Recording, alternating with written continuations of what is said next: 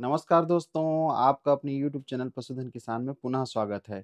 तो दोस्तों आज हम लोग बात करने वाले हैं मेलोनिक्स प्लस इंजेक्शन के बारे में कि इस दवा का इस्तेमाल जो है हमें कब-कब करना चाहिए और कितनी मात्रा में करना चाहिए। साथ ही साथ किन-किन जानवरों में हम लोग जो है इस दवा का इस्तेमाल कर सकते हैं। तो दोस्तों यदि आपको मेलोनिक्स प्लस से संबंधित सारी जानकारियों को अच्छे से समझना है, तो प्लीज़ वीडियो को बिना स्किप किए जो है आखिरी तक ज़रूर देख लीजिएगा।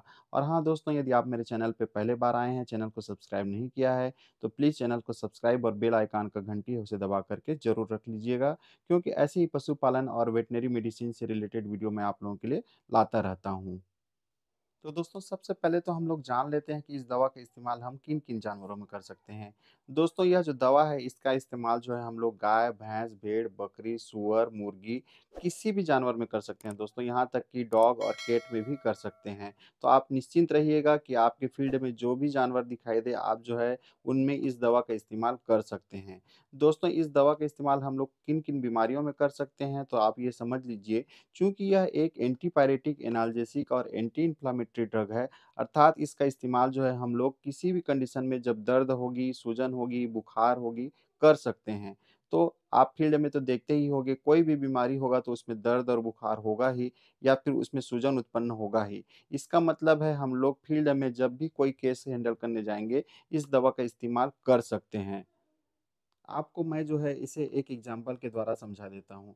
जैसे कि मान लीजिए किसी जानवर को एचएस हो गया है। एचएस का मतलब होता है गलघोटू। तो आप जानते ही हो कि उसमें जो फ़ीवर होता है वह 105 डिग्री से ऊपर का होता है। या मान लीजिए किसी जानवर को बीक्यू हो गया है, जिसे हम लोग एकटंगिया के नाम से भी जानते हैं। तो उसमें आप जानते ही हो कि उसमें सूजन उत्पन्न होता है। तो ऐसे केसेज़ जिसमें दर्द होगा, बुखार होगा, सूजन होगा, कैसे भी कंडीशन हो हम लोग इस दवा का इस्तेमाल कर सकते हैं। तो इसके बाद हम लोग दोस्तों ये जान लेते हैं कि इस दवा का डोजेस क्या होता है।